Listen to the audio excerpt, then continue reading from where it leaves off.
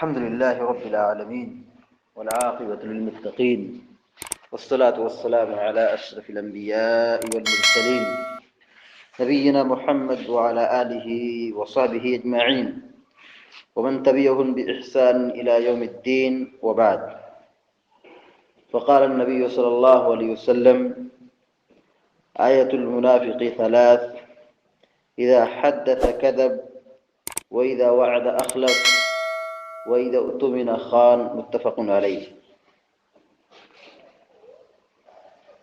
ابھی آپ کے سامنے بخاری شریف اور مسلم شریف کی ایک روایت پڑھی گئی ہے جس میں نبی کریم صلی اللہ علیہ وسلم نے فرمایا: آیت المنافق ثلاث، منافق کی تین نشانیاں ہیں، منافق کی تین پہچان ہیں. اذا حدث کذب، نمبر ایک، جب وہ بات کرے، گفتگو کرے تو جھوٹ بولے.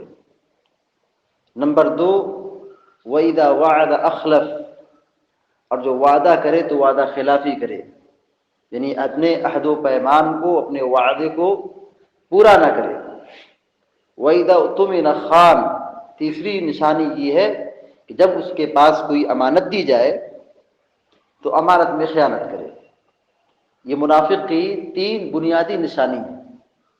منافق کی یہ پہچان ہے کہ جب بات کرے تو جھوٹ بولے، وعدہ کرے تو وعدہ خلافی کرے، امانت دی جائے تو امانت میں خیانت کرے. منافق کی دو قسمیں ہوتی ہیں. ایک منافق وہ جو عقیدے میں نفاق ہوتا ہے، اور ایسا آدمی کافروں سے بھی بدتر ہے. ایسا آدمی کافر سے بھی زیادہ گیا گزرا ہے، اور اس کا ٹھکانہ یہ بتایا ہے کہ ان المنافقین فی الدرک الاسفل من النار، کہ منافق جہنم کے سب سے نچلی سطح میں ہوں گے، یعنی جو سب سے زیادہ آگ جن کو لگے گی، آگ جن کو زیادہ گرمائے گی، وہ منافق لوگ ہوں گے. اس کے بعد کافر لوگ ہوں گے. یہ منافق کی پہلی قسم ہے کہ آدمی کا نفاق عقیدے کے سلسلے میں ہو، یعنی اللہ پر ایمان کے سلسلے میں شک ہو، مسلمانوں کے ساتھ ایک طریقے سے ساتھ دے اور پھر پیچھے جا کر کے کافروں سے مل جائے. یہ عقیدے کا نفاق ہے. اور دوسری قسم کا نفاق وہ ہے جو حدیث میں بھی بیان کیا گیا ہے کہ آدمی جھوٹ بولے، وعدہ خلافی کرے، امانت میں خیانت کرے، گالی گلوچ کرے، نافرمانی کرے. یہ عملی نفاق ہے اور یہ گناہ کبیرہ ہے، اور یہ گناہ کبیرہ ہے، بڑا گناہ ہے. تو پہلی نشانی یہ کہ جھوٹ بولنا. مومن سچ بولتا ہے، مومن کی پہچان ہے سچائی، مومن کی پہچان ہے سچائی. اور منافق کی پہچان یہ ہے کہ وہ آدمی اپنے فائدے کے لیے، اپنے مفاد کے لیے وہ ہمیشہ جھوٹ بولتے رہتا ہے، دوسرے کو دھوکہ دیتا ہے، دوسروں کا نقصان پہنچاتا ہے. اور جب وعدہ کرتا ہے تو وعدہ خلافی کرتا ہے.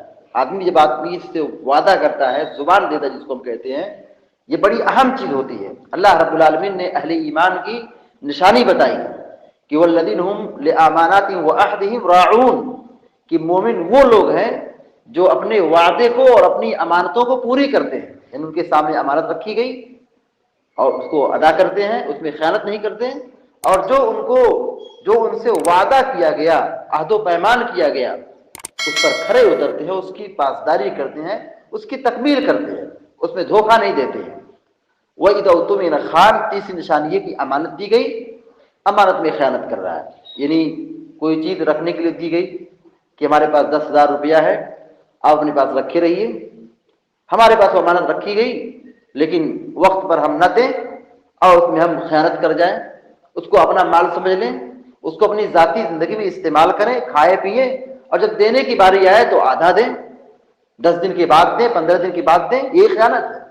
ایک خیانت یہ بھی ہے کہ آدمی پر کوئی ذمہ داری دی گئی اور اس ذمہ داری کو وہ کما حقہ ادا نہیں کر رہا ہے، ذمہ داری میں وہ خیانت برت رہا ہے.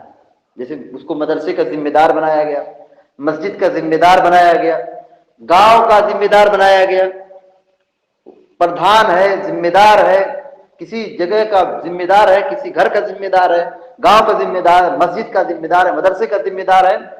اپنی ذمہ داری کا استعمال غلط کر رہا ہے، ناجائز استعمال کر رہا ہے. یہ بھی امانت میں خیانت ہے. قوم کے لوگوں نے یہ آپ کو ذمہ داری امانت کی شکل میں دی ہے تو آپ اس میں خیانت نہ کیجیے، اس ذمہ داری کو بہت سے خوبی انجام دیجیے. یہ مومن کی پہچان ہے. تو وَإِذَا اؤْتُمِنَ خَانَ، امانت دی گئی، خیانت کر رہا ہے. ایک امانت مال میں ہوتی ہے اور ایک خیانت عہدہ و منصب میں ہوتی ہے، ذمہ داری میں ہوتی ہے۔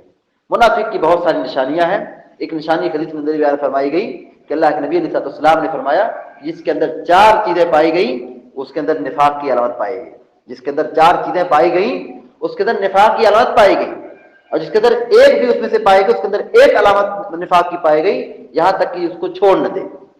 3 باتیں آپ نے یہاں تک بیان فرمائی کہ جب جھوٹ، جب وعدہ کرے تو دھوکہ دے، جب گفتگو کرے تو جھوٹ بولے، اور جب امانت دی جائے تو امانت میں خیانت کرے، اور چوتھے نمبر پر آپ نے فرمایا کہ جب جھگڑا ہو تو اس میں گالی گلوچ کرے، گالی دے۔ دیکھیے اسلام کی تعلیم اور اسلام اور مسلمان کس سے کہتے ہیں؟ ہم کسی سے جھگڑا کریں تو جھگڑے کی ایک حد ہوتی ہے، جھگڑے کا بھی ایک ادب ہوتا ہے۔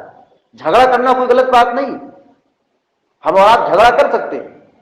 آپ نے ہمارا حق لے لیا، ہم نے آپ کا حق لے لیا، ہم دونوں کے اختیار ہے کہ ہم آپس میں جھگڑ سکتے ہیں، اپنے حق کی لڑائی لڑ سکتے ہیں، یہ غلط نہیں ہے۔ لیکن جھگڑے کی بھی ایک حد ہوتی ہے اور جھگڑے کا بھی ایک انداز ہوتا ہے۔ وہ انداز ایسا نہ ہو کہ آدمی جب جھگڑا کرے تو گالی گلوچ پہ اتر آئے، اپنے جذبات کو کنٹرول میں نہ رکھ پائے اور ایک دوسرے کو بدنام کرے، ذلیل کرے، الزام لگائے، گالی دے۔ یہ مومن کا کردار نہیں ہے۔ ہمارا کسی نے حق لے لیا ہے، ہم قانونی طور پر لڑ سکتے ہیں، اپنے حق کی لڑائی لڑ سکتے ہیں، اپنا حق لے سکتے ہیں، لیکن ایسا نہیں ہونا چاہیے کہ ہم اپنی زبان خراب کریں، گالی گلوچ کریں، کسی کو تکلیف پہنچائے، کسی کا نقصان پہنچائے اور کسی پر الزام لگائے۔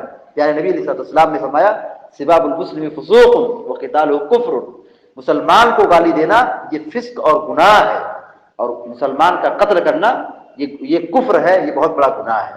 تو ہم سب کو یہ چاہیے کہ ہم اپنی زندگی میں جھوٹ بولنے سے، امانت میں خیانت کرنے سے، دھوکہ دینے سے، گالی گلوچ سے اپنے آپ کو بچائیں، اپنے گھر والوں کے، اپنے بال بچوں کی صحیح تربیت کریں، انہیں ایسا نہ بنائے کہ وہ آپ کا بیٹا گالی دینے والا ہو۔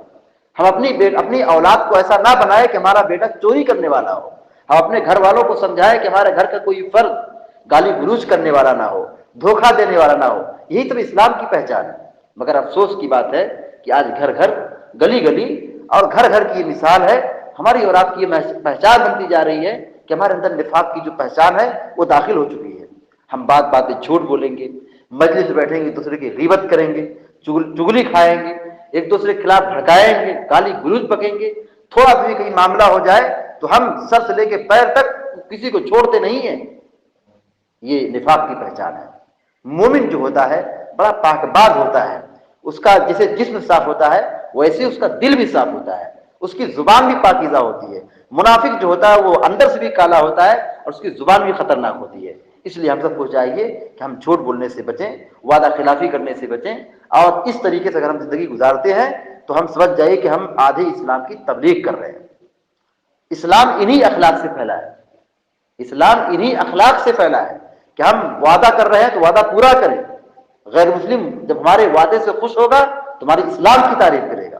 ہم دھوکہ نہیں دیں گے تو وہ ہمارے معاملات سے خوش ہوگا اور سمجھے گا کہ مسلمان بھی دھوکہ نہیں دے سکتا ہے، مسلمان جھوٹ نہیں بول سکتا ہے، مسلمان گالی نہیں دے سکتا ہے، مسلمان خیانت نہیں کر سکتا ہے، مال گبن نہیں کر سکتا ہے، چوری نہیں کر سکتا ہے، وہ اسلام کی تعریف کرے گا، مسلمانوں سے خوش ہوگا۔ لیکن اگر ہم جھوٹ بولیں گے، ہم وعدہ خلافی کریں گے اور ایک دوسرے کو نقصان پہنچائیں گے، گالی گلوچ دیں گے، تو اس سے ہم جہاں بدنام ہوں گے وہیں ہمارا مذہب بھی بدنام ہوگا۔ اس لیے ہم سب کی ذمہ داری بنتی ہے کہ ہم اپنی زبان کی حفاظت کریں، اپنے وعدے کی حفاظت کریں اور اس طرح سے زندگی گزاریں جس طریقے سے قرآن و حدیث نے، اللہ اور اللہ کے نبی علیہ السلام نے احادیث میں اور قرآن میں اس کی وضاحت کی گئی ہے۔ اللہ رب العالمین سے دعا کہ اللہ تعالی ہم سب کو، آپ سب کو کیا نوسل زیادہ عمل کرنے کی توفیق عطا فرمائے اور منافق کی علامتوں سے ہم سب کی حفاظت فرمائے، آمین یا رب العالمین۔ اقول قولی ھذا واستغفر اللہ لی ولکم ولسائر المسلمین فاستغفروہ انہ هو الغفور الرحیم، وصلی اللہ علی نبینا محمد وعلی آلہ وصحبہ اجمعین۔ السلام علیکم ورحمۃ اللہ وبرکاتہ۔